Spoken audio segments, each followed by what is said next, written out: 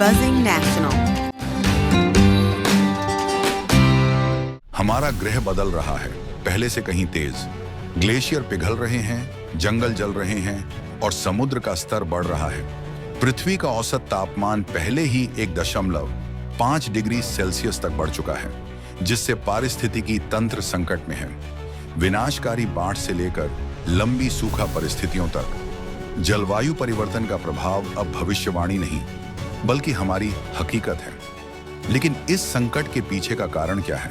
इस परिवर्तन के पीछे मुख्य कारण मानव गतिविधियां हैं। जीवाश्म ईंधन का जलना वायुमंडल में कार्बन डाइऑक्साइड और मीथेन जैसे ग्रीन हाउस गैसों को छोड़ता है।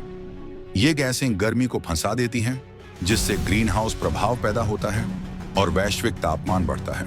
वनों की कटाई इस समस्या को और बढ़ा देती है, क्योंकि यह कार्बन डाइऑक्साइड को अवशोषित करने की धरती की क्षमता को कम करती है। औद्योगिक कचरा और प्रदूषण स्थिति को और भी खराब कर रहे हैं। आर्कटिक टुंड्रा, जो कभी कार्बन को संग्रहित करता था, अब उसे छोड़ रहा है, जिससे जलवायु परिवर्तन और तेज हो रहा है। हमारे महासागर भी गर्म हो रहे हैं, जिससे अधिक शक्तिशाली तूफान और कोरल रीफ्स का क्षय हो रहा है।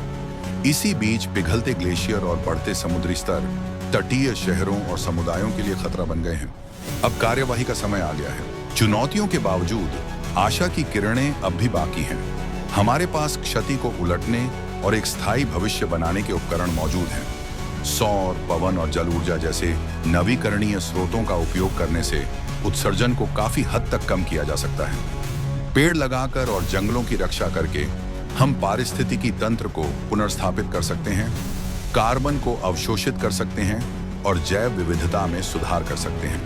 जलवायु परिवर्तन के खिलाफ लड़ाई में एकजुट कार्रवाई की जरूरत है। साथ मिलकर हम अपने ग्रह को आने वाली पीढ़ियों के लिए बचा सकते हैं। क्या आप समाधान का हिस्सा बनेंगे? Thank you for watching Buzzing National. We hope you enjoyed our latest content. Don't forget to like, comment, and share to spread the buzz. Keep visiting Buzzing National for the latest and greatest content. Hit that subscribe button and turn on notifications. See you in the next video.